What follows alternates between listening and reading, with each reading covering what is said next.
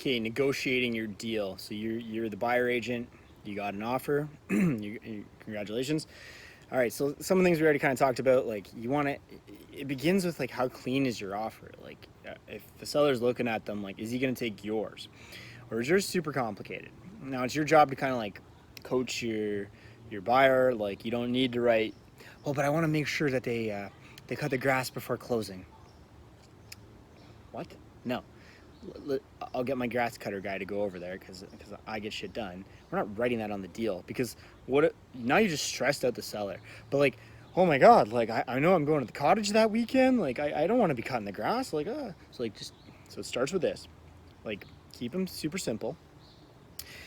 Obviously, price would be amazing if your buyers just offered high every time. Newsflash, they never do. Buyers always want to pay nothing, and sellers always want the most.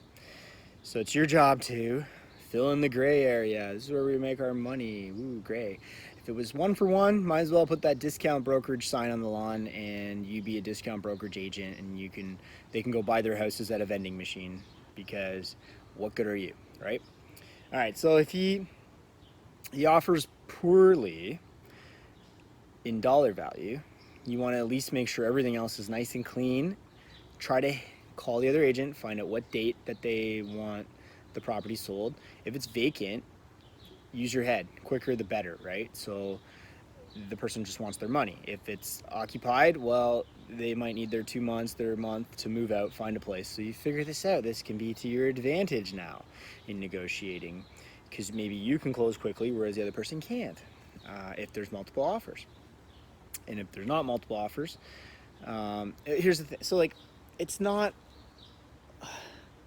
the market in a third world country where you trying to buy the rug and you just offer $1, but knowing full well you'll pay $10.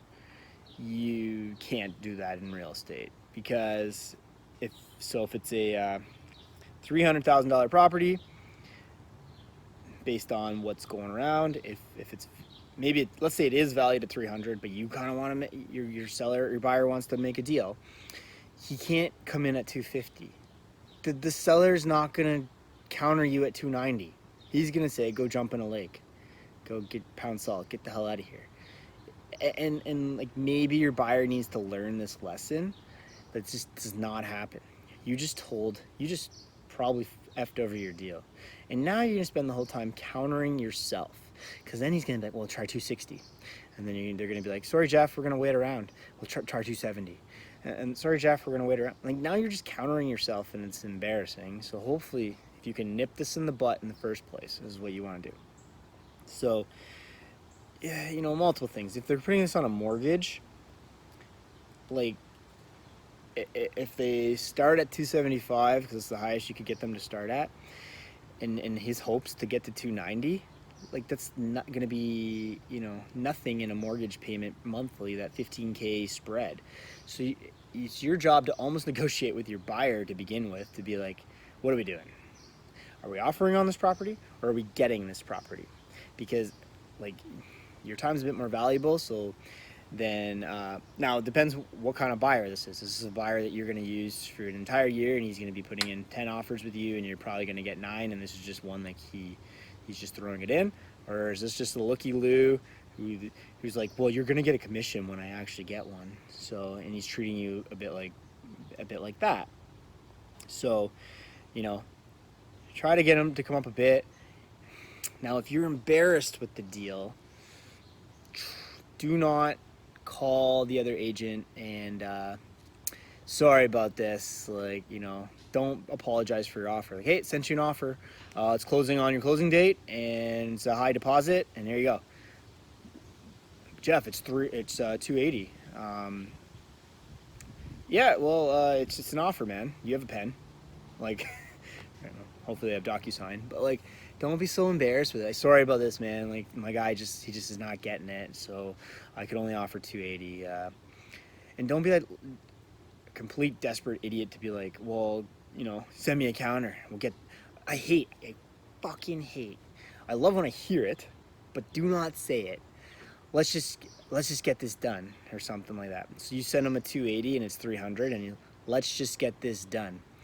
You know what that tells me when I'm on the other end? That tells me you are desperate for money, and I know I can get more out of you because you will make your client sign it. And when I sign back to you, if I'm the selling agent now, and I sign back to you at 295, and I say, I write you back and I say, Jeff, this is the highest my guy's gonna go. You're gonna be desperate because you're like, let's just get it done, and you're gonna go tell your buyer, Jeff said this is the best he could do, man. We should probably just take this. Well, you didn't really work your ass off for your client, right? On the buy side. So never say that. And if you're on the sell side and you hear an agent say, let's just get this done, pull that shotgun out because you see a wounded bunny and you take him out at the fucking knees, right? So I don't think I swore much in the first half of the course, my indoor part. So hopefully it's adding some excitement to the course. But yeah, that means they are desperate for money. You can win on it. This is all part of negotiating. There's tons of books you can read on this, but it's like, you just gotta kind of like see the deals and feel the deals and figure it out. You listen to them a bit and they're like, yeah, my buyers have been looking for, great one again. Yeah, they've been looking for months now. And then they've offered. Well, guess what? The guy's human nature. He's probably gonna want to offer. You know another great one? When they've come from out of town. Mr. Agent drove 2 hours with the people and they offer, and they're idiots, and they offered a ridiculously low amount because the buyers are still buyers and they want to save on it, and the agent wasn't good enough to be like, guys, we drove all the way here, let's just get it done. No, can we save 20 grand? But you know that agent's gonna come up, what was it, I had this condo, 160, okay, and it lists on a Friday while we're playing baseball with all the realtors, the day where no real estate got done except for me being out there with my laptop. It was like an annual thing we do. I'm still doing deals. So Toronto agent calls me, hey Jeff, is it still available? And I'm like, well, yeah, it's been on the market for like 3 hours. Okay, well, I'm in Toronto, like, can you show my guy? No, you can come down here and show your guy. Shouldn't you be working better for your sellers? Dude, it's 3 hours into the market. I'm pretty sure I can sell this weekend to a Londoner agent without having to go do this, without having to go do your job. And he said, okay, well, he's coming down. And then, well, the second thing, he's like, could you show my my client? And then he says, would you guys also take less? And I'm like, I've been on the market for 3 hours. The phone's ringing off the hook, and you want me to take less? Get that? And he's like, like, probably not used to anybody like shooting back at him like that. Like, he's used to probably every seller agent being like, okay, let's just get this done because I'm desperate. I'm not desperate. This is a 160 condo. Get the hell out of here. So, dude comes down, and what does he do? He eventually offers. All shady as anyways, it was, you know, he was like, okay, I'm coming down, but I need this, I need that. I won't. He had a paper offer, and he's like, I won't give it to you till the end of the showing. And I was like, bastard, because I told him like, hey, you're welcome to offer this Friday night, and if it's good enough and it's cash, we'll take it, right? And he's like, okay, well, we want to offer, but I just want to come down. So he's coming down Saturday morning.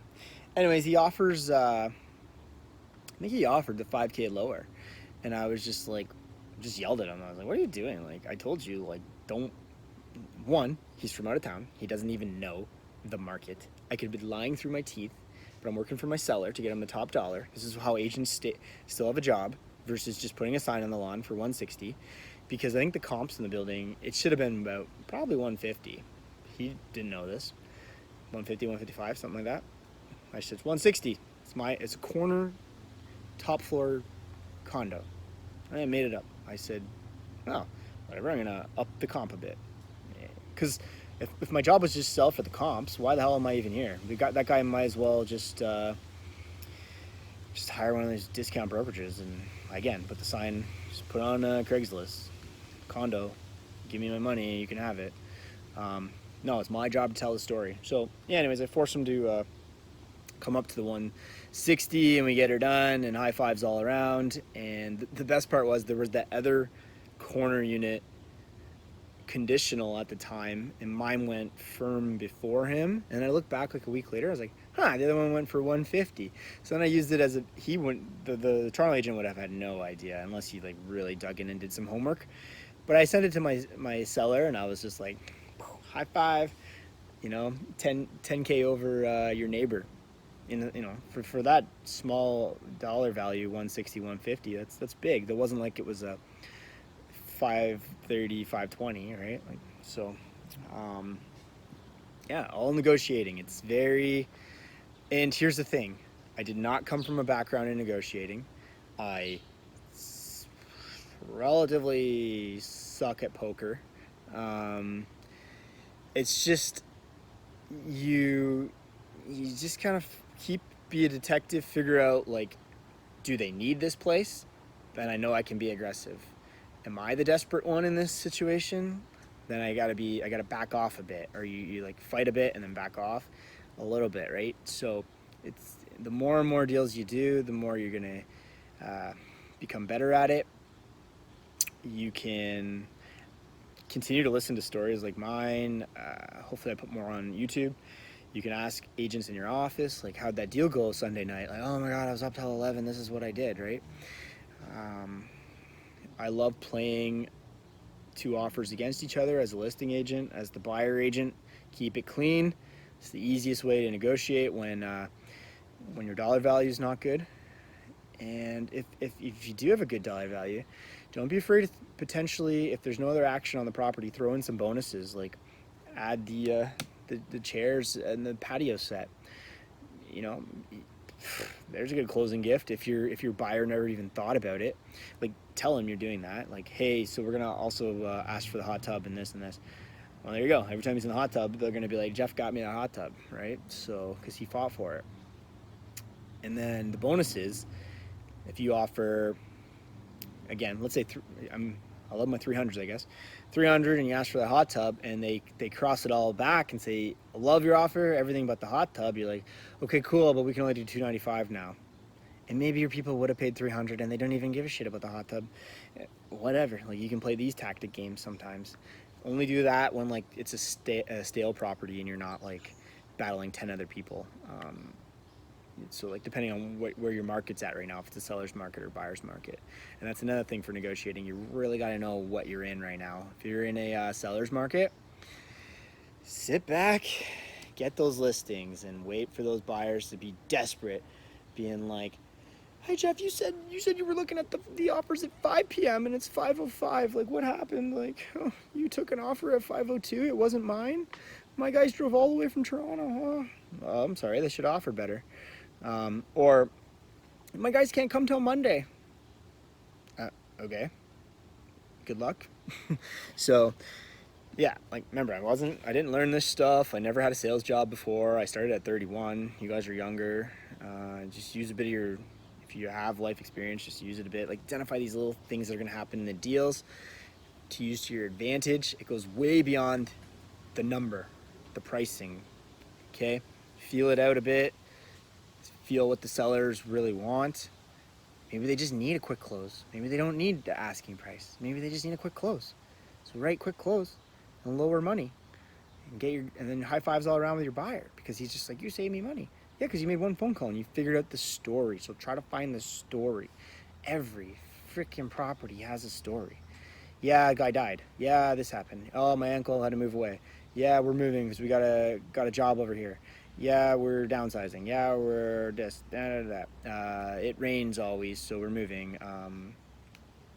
They might not tell you every time, but there's usually some kind of a hint you can get. Anything, like a closing date. What are they looking for deposit? Like this and this. Any other offers coming in? What's the action? A lot of talk right now, but no offers. They got nothing. So figure some stuff out, and then go back to your buyer and be like, this is what I know, this is what happened, this is how I think we should do it, what do you think? Work as a team a little bit, and providing that they're a good buyer. But that's going to help you out a lot in the future and make you your money. So yeah, hit me up with any questions. Bye.